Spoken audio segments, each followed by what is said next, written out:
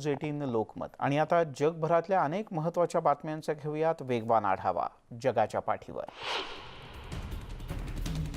इस्रायलने 60 वर्षावरील लोकांना corona virus लस बूस्टर डोस देण्यास सुरुवात केली। मोठ्या प्रमाणात नागरिकांना पाश्चिमात्य लसीचा तिसरा डोस देणारा इस्रायल हा पहिला देश ठरला। इस्रायलने या वर्षाच्या सुरुवातीला जगातील सर्वात यशस्वी लसीकरण मोहीम सुरू केली होती, परंतु आता वाढत्या संसर्गामुळे आणि लसीची कार्यक्षमता कालांतराने कमी झाल्यामुळे एक बूस्टर डोस देण्याचा निर्णय इथल्या आरोग्य प्रशासनाने घेतला। धक्कादायक बाब म्हणजे नवीन कोरोना व्हायरसची अनेक लक्षणे डेल्टा व्हायरसमध्ये आहेत आणि हा व्हेरियंट लसीकरणामध्ये च्या दरम्यान पसरला आणि आता त्याला नियंत्रणात आणण्यासाठी हा तिसरा बूस्टर डोस दिला जातोय। कोरोना व्हायरस साथीच्या रोगाचा प्रसार सुरू झाल्यापासून लंडनसारख्या जगातल्या मोठ्या शहरांमध्ये पहिल्यांदाच मॅरेथॉनसारख्या स्पर्धेचं आयोजन करण्यात आलं होतं।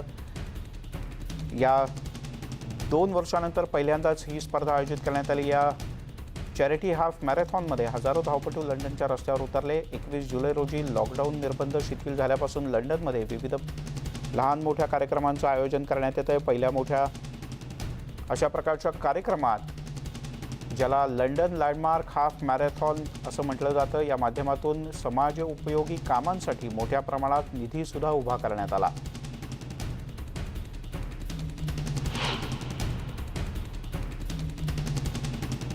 मतदानाच्या हक्कांच्या संरक्षणाच्या मागणीसाठी शेकडो कार्यकर्ते आणि समर्थक रस्त्यावर उतरल्याचं पाहायला मिळालं। अमेरिकेतल्या ऑस्टिन आणि टेक्सास इथं नागरिकांनी मोठा मोर्चा काढला। या रॅलीचा जॉर्जटाउन टेक्सास ते ऑस्टिनपर्यंत चक्क पदयात्रा काढण्यात आली। पदयात्रेचा समारोप हा जिथे झाला तिथे एक छोटेखानी जाहीर सभा सुद्धा आयोजित करण्यात आली होती, जिथे माजी डेमोक्रॅटिक काँग्रेसमन आणि राष्ट्रपती पदाचे उमेदवार बेटो ओरोस्के यांच्यासह शेकडो कार्यकर्त्यांनी फेडरल मतदान विधेयकाच्या मागणीसाठी मोर्चा काढला। इथे नव्यानं राहण्यासाठी आलेल्या आणि अनेक वर्ष राहणाऱ्या नागरिकांना मतदानाचा अधिकार मिळावा या मागणीसाठी अमेरिकेच्या वेगवेगळ्या शहरांमधून अशाच प्रकारच्या मोर्चांचं आयोजन केलं जात आहे।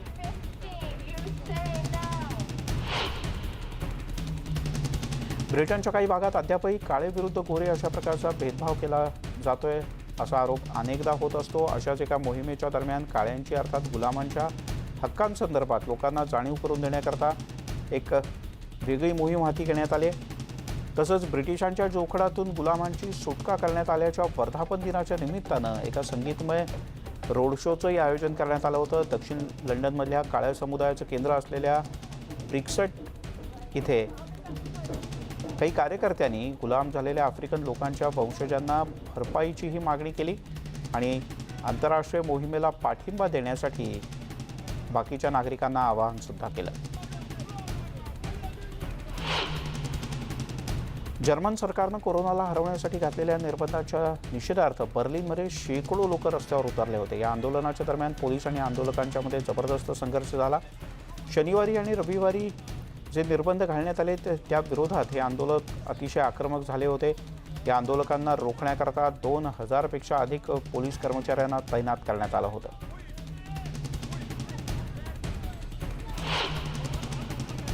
ब्राझीलचे राष्ट्राध्यक्ष जैर बोल्सोनारो यांच्या हजारो समर्थकांनी कोपाकबागान या समुद्र किनाऱ्यावर गर्दी केली होती। पुढच्या वर्षी होणाऱ्या निवडणुकीत छापील मतपत्रिकेसाठी त्यांनी केलेल्या आवाहनाला प्रतिध्वनी किंवा प्रतिसाद म्हणून आणि सध्याची इलेक्ट्रॉनिक मतदान प्रणाली अविश्वसनीय असल्याचं सांगत या सगळ्यांनी इथे एकत्र येत आंदोलन केलं। अनेकांनी बॅनर आणि फलक घेऊन ऑडिटेबल मतपत्रिका वापरा आणि यावर तातडीनं निर्णय करा असं आवाहन सुद्धा केलं।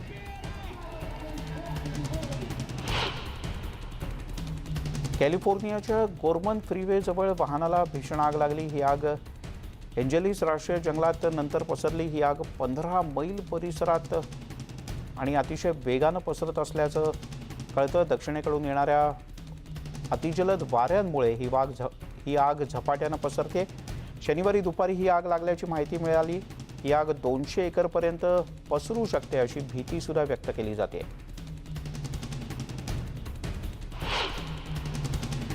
इटलीच्या सिसिली बेटाला मोठ्या प्रमाणात आगी लागण्याचे प्रकार घडत आहेत। अतिशय विक्रमी उष्णतेमुळे नागरिकांना गाडीतील इंधन काढून ठेवण्यासाठी सुद्धा सांगण्यात येत आहे। एवढंच नाही तर काही घरं रिकामी करण्याशिवाय पर्याय नाही अशा प्रकारची स्थिती आहे। इटलीमध्ये काही विमानतळावर सुद्धा उड्डाणं तात्पुरती स्थगित करण्यात आली। शुक्रवारी कॅटेनिया शहराच्या काही भागातून धूर येताना दिसला। अशा आगीचा मोठा फटका शेकडो नागरिकांना आणि वन्य प्राण्यांना सुद्धा बसतोय। शहराच्या बाहेरच्या भागात प्रचंड आग लागली।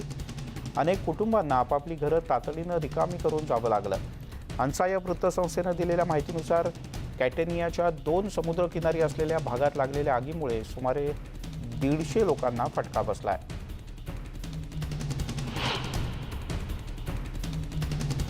इटालियन सिसिली बेटाजवळ लागलेल्या भीषण आगीला अग्निशमन दलाच्या जवानांनी विझवण्याचा आटोकाट प्रयत्न सुरू केला। या बेटावरचं तापमान 45 अंश सेल्सिअसच्या वर गेल्यानं आग लागण्याची घटना घडते, तसंच आग भडकते सुद्धा। या आगीमुळे इथे जवळच असलेला विमानतळ काही तासांसाठी बंद करण्यात आला होता।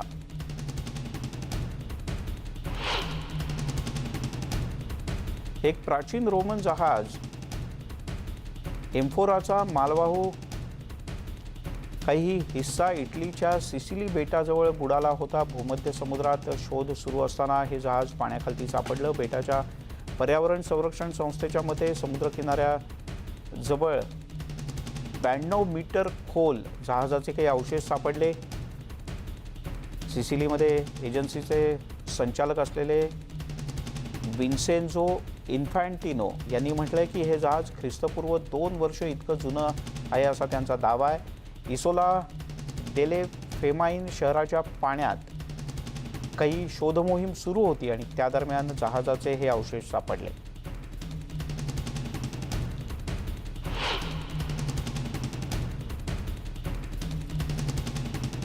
तुर्कीमध्ये 100हून अधिक ठिकाणी जंगलामध्ये आग लागल्याच्या घटना घडल्यात आणि ही आग आटोक्यात आणण्याचे प्रयत्न शर्थीने सुरू असल्याचं अग्निशमन अधिकाऱ्यांनी सांगितलं। कारण अग्निशमन दलाच्या जवानांनी समुद्र किनाऱ्याच्या परिसरातल्या जंगलांमध्ये जी आग पसरते आहे त्यावर आता बऱ्याच अंशी नियंत्रण मिळवलंय। अंटाल्या आणि मुगला या पर्यटन स्थळांमध्ये गेल्या काही दिवसांपासून आगीचं प्रमाण वाढलंय। आतापर्यंत 107 आगींवर नियंत्रण मिळवण्यात अग्निशमन दलाच्या जवानांना यश आलंय, पण तरीही या 2 भागात आग लागण्याचे प्रकार सुरूच आहेत। बोड्रमच्या एका गावामध्ये आग विझवण्यासाठी पोलिसांनी चक्क हेलिकॉप्टरचाही वापर केला।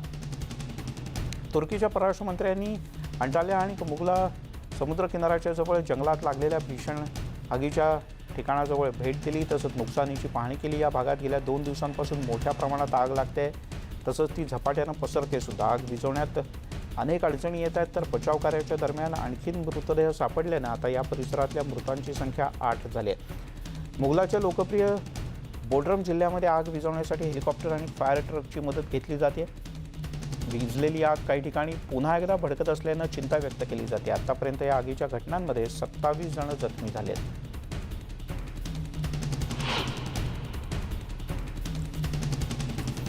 तुर्कस्तानच्या मुगला आणि आसपासच्या भागात लागलेल्या आगीचा हा 5वा दिवस आहे। काही ठिकाणची आग 5 दिवसानंतर सुद्धा विझलेली नाही। आग विझवण्यासाठी आता विमानांचा वापर सुद्धा करण्यात येतोय। आगीची झळ शेकडो नागरिकांना बसले। आतापर्यंतच्या माहितीनुसार मृतांचा आकडा 8 आहे, तर शेकडो नागरिक निर्वासित झालेत। मुगला आणि आसपासच्या भागातील रहिवाशांनी रविवारी आपल्या गावांमधून अक्षरशः पळ काढला। एका व्हिडिओमध्ये अग्निशमन दलाच्या गाड्या आणि कार सर्व बाजूने पेटलेल्या आगीवर नियंत्रण मिळवण्यासाठी कसोशीने प्रयत्न करताना दिसत आहेत।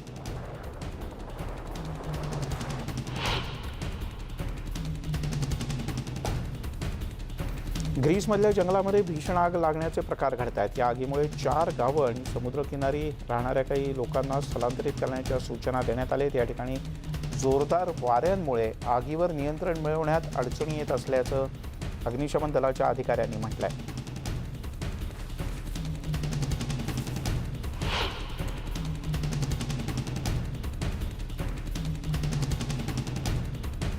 भूमध्य मानवतावादी संघटनेनं शनिवारी सुमारे 200 स्थलांतरितांची लिबियाच्या किनारपट्टीवरून सुटका केली। मुख्यतः सिरिया, एरिट्रिया आणि नायजेरिया, कॅमेरून आणि घाना इथून आलेल्या 196 स्थलांतरितांची 4 वेगवेगळ्या ऑपरेशनच्या माध्यमातून सुटका करण्यात आली। यामध्ये 28 महिलांचा समावेश आहे। यापैकी किमान 2 गर्भवती होत्या, तर सुमारे 33 अल्पवयीन मुलांचा सुद्धा यात समावेश आहे। या सगळ्यांची सुटका करण्यात मानवतावादी संघटनेला यश आलंय।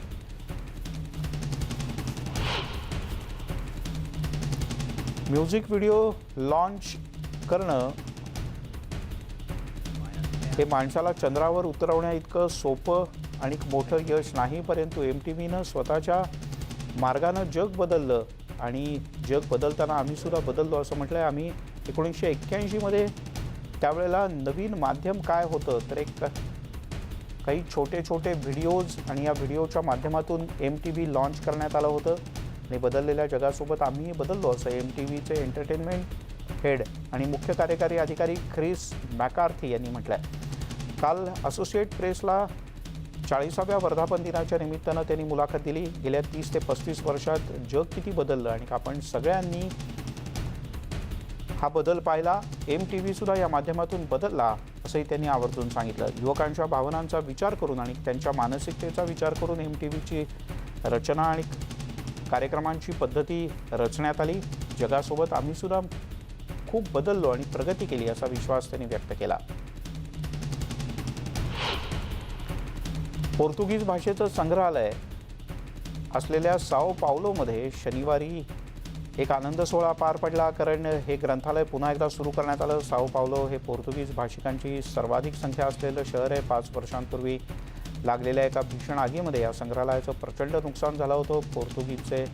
पोर्तुगालचे अध्यक्ष मार्सेलो रेबेलो डी सोसा आणि केप वर्डीचे तसंच त्यांचे समकक्ष अधिकारी जॉर्ज कार्लोस फोन्सेका आणि ब्राझीलचे माजी राष्ट्राध्यक्ष Fernando Henrique Cardoso, Michel Temer यांच्यासह अनेक मान्यवरांच्या उपस्थितीत हे ग्रंथालय पुन्हा एकदा सुरू करण्यात आलं.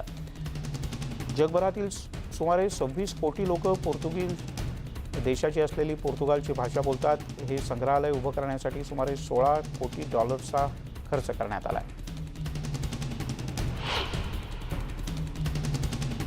शनिवारी हजारो रशियन नागरिकांनी सेंट पीटर्सबर्ग इथे आयोजित केलेल्या एका स्पर्धेत भाग घेतला. गेली अनेक दशकं आयोजित करण्यात असलेल्या वार्षिक स्टँडअप पॅडल बोर्डिंग महोत्सवाला कोरोनाच्या काळात खंड पडला होता, पण या खंडानंतर भरलेल्या या स्पर्धेला नागरिकांनी मोठा प्रतिसाद दिला. सहभागी लोक विविध रंगीबेरंगी पोशाखांमध्ये यात सहभागी झाले होते. हे कपडे परीकथेच्या पात्रातून काही जणांनी घेतले होते तर काही जणांनी सुपर हिरोसारखेही कपडे परिधान केले होते. अनेक विविध प्रकारचे कपडे घातलेले हे सगळे नागरिक या पॅडल बोटिंगचा आनंद घेताना दिसले. या स्पर्धेत सहभागी होण्यासाठी लसीकरण बंधनकारक करण्यात आलं होतं.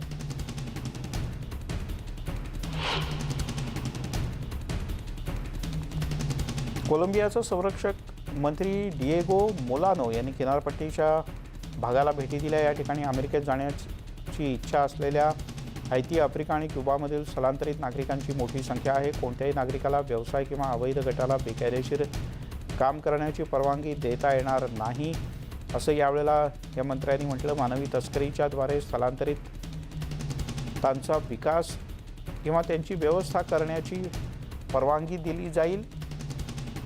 यात कोणावरही अन्याय होणार नाही यासाठी प्रयत्न करू असंही त्यांनी म्हटलं. सुमारे 20,000 नागरिकांच्या शहरात 10,000पेक्षा जास्त अधिक स्थलांतरितांचा गेल्या वर्षभरात समावेश झाला आहे. न्यूयॉर्क सिटी क्वीन्सच्या बरोमध्ये 2 जणांनी जमावावर गोळीबार केला. यात 10 जण जखमी झाल्याची माहिती मिळते. पोलीस सूत्रांनी माहिती दिली. रात्री 11च्या सुमारास हा सगळा प्रकार घडला. 8 पुरुष आणि 2 महिला यात जखमी झालेत. या प्रकरणी अद्याप कोणालाही अटक करण्यात आलेली नाही.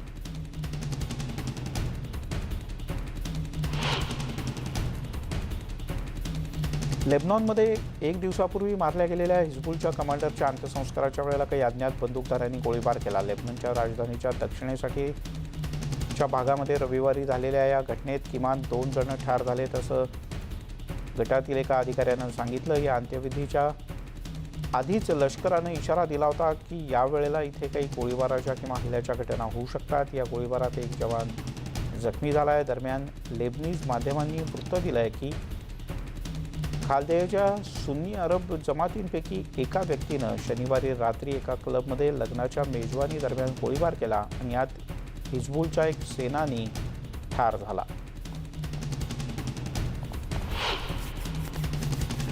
रविवारी टोकियोच्या हानेडा विमानतळावर ट्रॅक धावपटू क्रिस्टिना हिनं पोलिसांकडून संरक्षण मागितलं, कारण बेलारूसच्या ऑलिम्पिक संघातील अधिकाऱ्यांनी तिला जपानमधून काढून टाकण्याचा प्रयत्न केल्याचा तिनं दावा केला. संघाच्या अधिकाऱ्यांनी दबाव आणला. त्यानंतर तिनं आंतरराष्ट्रीय ऑलिम्पिक समितीकडे मदत मागितली. सोशल मीडियावर तिने या संदर्भात पोस्ट शेअर केले. दबाव टाकून माझ्या संमतीशिवाय देशाबाहेर नेण्याचा अधिकाऱ्यांचा प्रयत्न असल्याचं तिनं म्हटलं. निर्वासितांना मदत करणारा जपानी वकील रविवारी टोकियोच्या हानेडा विमानतळावर पोहोचला. बेलारूसच्या खेळाडूला जपान सोडण्याचा जो दबाव आणण्याचा प्रयत्न केला जातो, या संदर्भातलं वृत्त सध्या इथे मोठ्या चर्चेत आहे. या जपानी वकिलानं सल्लाही दिला. क्रिस्टिना कायदेशीर सल्ला घेते की नाही यावर अनेक गोष्टी अवलंबून आहेत. स्वतः विमानतळावरती पोहोचली. बेलारूसमध्ये आपल्या जीवाला धोका असल्याचं तिनं म्हटलं. यानंतर ऑस्ट्रियन दूतावासाचा आश्रय घेण्याचा सल्ला तिला देण्यात आला.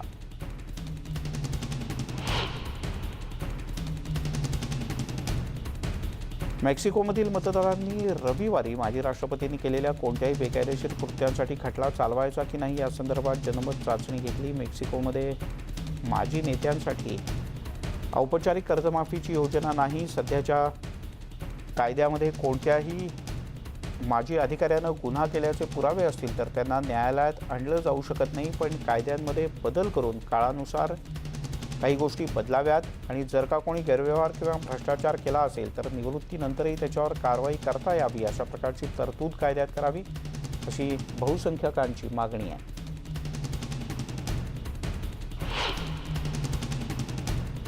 शिकागोमध्ये गेल्या 2 वर्षात पहिल्यांदाच बेसबॉलसारख्या स्पर्धेचं आयोजन करण्यात आलं होतं. यावेळेला शिकागो व्हाईट्स आणि अन्य काही खेळाडूंनी जोरदार प्रदर्शन केलं आणि आपल्या संघाच्या विजयात महत्त्वाची भूमिका बजावली.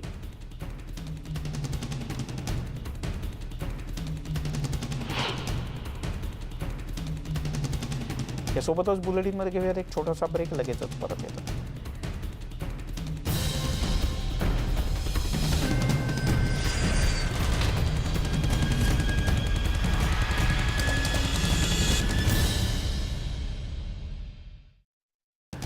मोहिद्दीन यांच्यावर शनिवारच्या रॅलीच्या माध्यमातून दबाव वाढवण्याचा प्रयत्न विरोधकांनी केला. जानेवारीमध्ये आपत्कालीन परिस्थिती जाहीर केल्यानंतर कोरोना संसर्गात 8 पट वाढ झाली आहे. 1 जूनपासून लॉकडाऊन सुद्धा घोषित करण्यात आला आहे. मलेशियात आतापर्यंत 9,000 जणांचा कोरोनानं मृत्यू झाला आहे. रोजच्या रुग्णसंख्येत सुद्धा गेल्या काही दिवसात वाढ होते.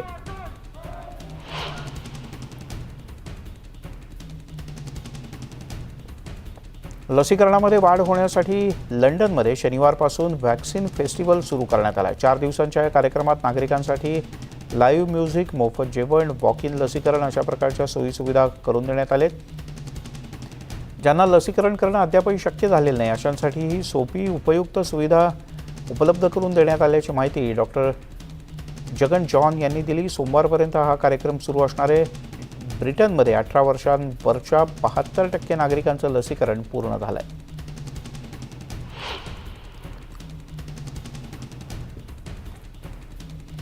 ब्रिटनहून केनियाला ॲस्ट्राझेनेकाच्या 4 लाख लसींचा साठा पाठवण्यात आला आहे. एकूण 8,17,000 लसींपैकी पहिला साठा शनिवारी पोहोचला. जगभरात 10 कोटी लसींचं वाटप करण्याचा ब्रिटनच्या उपक्रमाअंतर्गत हा साठा पाठवल्याची माहिती ब्रिटनच्या उप उच्चायुक्तांनी दिली.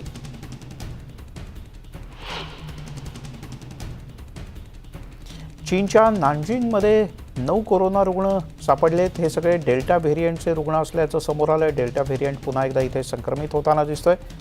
बीजिंगमध्ये शनिवारी आयोजित एका पत्रकार परिषदेत याबद्दल माहिती देण्यात आली. शुक्रवारी 93 लाख लोकसंख्येच्या या भागात 190 संक्रमितांची नोंद झाली. नानजिंग लुकाऊ आंतरराष्ट्रीय विमानतळावर सर्वात आधी डेल्टा व्हेरियंटचा संसर्ग आढळला. यानंतर हा संसर्ग पसरत गेल्याची माहिती आरोग्य अधिकाऱ्यांनी दिली. कोरोनानं आरोग्य व्यवस्थेवर ताण आलेला असूनही आरोग्य कर्मचारी अपार मेहनत घेत आहेत. यामुळे पगारामध्ये वाढ आणि चांगल्या सुविधांची मागणी हंगेरीमधल्या हजारो आरोग्य कर्मचाऱ्यांनी केली. शनिवारी राजधानी बुडापेस्टमध्ये आरोग्य कर्मचारी आणि त्यांच्या समर्थकांसह शेकडो नागरिक एकत्र आले होते.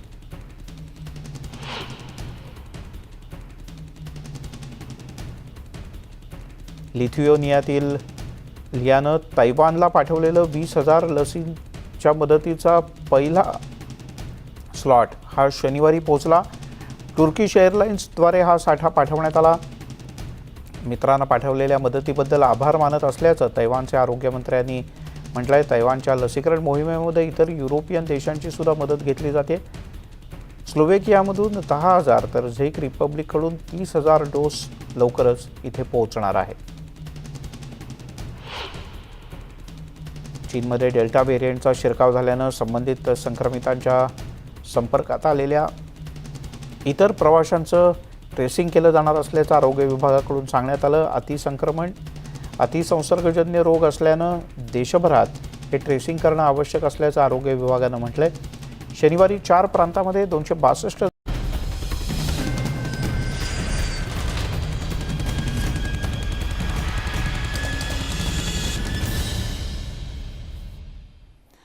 ब्रेकनंतर आपल्या सगळ्यांचं पुन्हा एकदा स्वागत. आणि आता अन्य काही बातम्या जगाच्या पाठीवर. अमेरिकेनं आपलं सैन्य माघारी घेतल्यापासून अफगाणिस्तानात मोठ्या प्रमाणात हिंसक घटना घडत आहेत. अफगाणिस्तानातील विविध भागात नियंत्रण मिळवण्यासाठी तालिबानकडून सातत्यानं हल्ले केले जात आहेत. आता अफगाणिस्तानातील कंधार विमानतळावर रॉकेटनं हल्ला करण्यात आल्याची माहिती समोर आली. तालिबान यांच्याकडून कंधार विमानतळावर 3 रॉकेट्स डागली गेली. यातल्या 2 रॉकेट्सनं धावपट्टीचा अचूक वेध घेतला.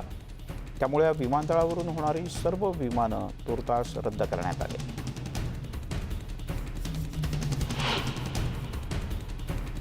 ब्राझीलचे अध्यक्ष जैर बोल्सोनारो यांच्या समर्थक नागरिकांनी एक मोठी रॅली काढली. यावेळेला आंदोलकांनी आता छापील मतपत्रिका बनवावी अशा आशयाचे फलक झळकावले. इलेक्ट्रॉनिक मतदान पद्धत बंद करण्याची या सगळ्यांची आग्रही मागणी होती. मतदारांची फसवणूक टाळण्यासाठी पुढच्या वर्षीच्या निवडणुकीत छापील मतपत्रिकांची मागणी करण्यात आली. ब्राझीलनं 2000 मध्ये इलेक्ट्रॉनिक पद्धतीनं मतदान घेतलं होतं, पण आता काही मतदारांना ही पद्धत मान्य नाही.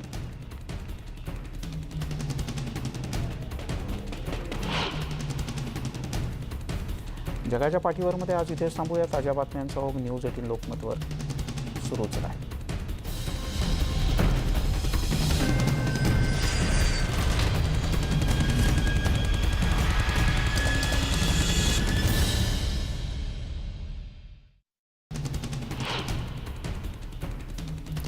फ्रान्समध्ये स्पेशल व्हायरस पास विरोधात आंदोलनं सुरू झाले. ते शनिवारी झालेल्या आंदोलनाच्या दरम्यान दंगलविरोधी पथक आणि आंदोलकांमध्ये जोरदार संघर्ष झाला. 10 जणांना अटक करण्यात आली तर 3 पोलीस जखमी झाले. पॅरिसमध्ये सुरक्षा दलाचे 3000 जवान तैनात होते.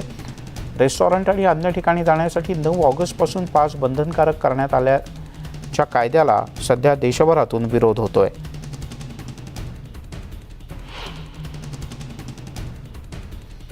फ्रान्समध्ये आंदोलकांना पांगवण्यासाठी पोलिसांना अश्रुधुराचा मारा करावा लागला. तसंच पाण्याचे जोरदार फवारे सुद्धा मारावे लागले. काही जण यात जखमी झाले. डेल्टा व्हेरियंटचा प्रसार वाढल्यानं सरकारनं या पासची सक्ती केली आहे.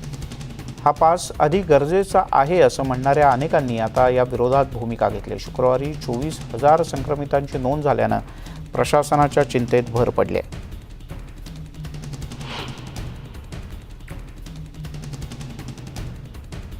फ्रान्समधल्या आंदोलनाच्यामुळे तणावाची परिस्थिती निर्माण झाली होती. अनेक शहरांमध्ये अशीच आंदोलनं करण्यात आली. पॅरिसमध्ये हातामध्ये निषेधाचे फलक घेऊन रस्त्यावर उतरून आंदोलन करण्यात आलं. फ्रान्समध्ये 1,11,800 जणांचा आतापर्यंत कोरोनानं मृत्यू झाला आहे.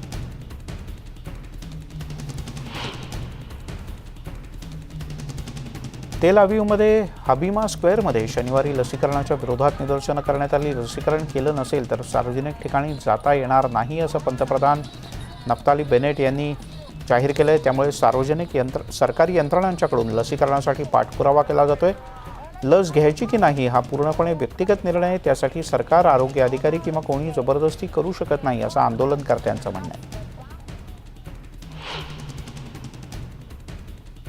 कोरोना स्थिती योग्यपणे न हाताळल्याचा निषेध म्हणून मलेशियामध्ये पंतप्रधानांच्या राजीनाम्याची मागणी करण्यात येते. क्वालालंपूरमध्ये शेकडो तरुण या मागणीसाठी रस्त्यावर उतरले. मलेशियाच्या राजानंही सरकारला याच मुद्द्यावरून फटकारल्यानंतर मुहिद्दीन यांच्यावर शनिवारच्या रॅलीच्या माध्यमातून दबाव वाढवण्याचा प्रयत्न विरोधकांनी केला. जानेवारीमध्ये आपत्कालीन परिस्थिती जाहीर केल्यानंतर कोरोना संसर्गात 8 पट वाढ झाली आहे. 1 जूनपासून लॉकडाऊन सुद्धा घोषित करण्यात आला आहे. मलेशियात आतापर्यंत 9,000 जणांचा कोरोनानं मृत्यू झालाय. रोजच्या रुग्णसंख्येत सुद्धा गेल्या काही दिवसात वाढ होते.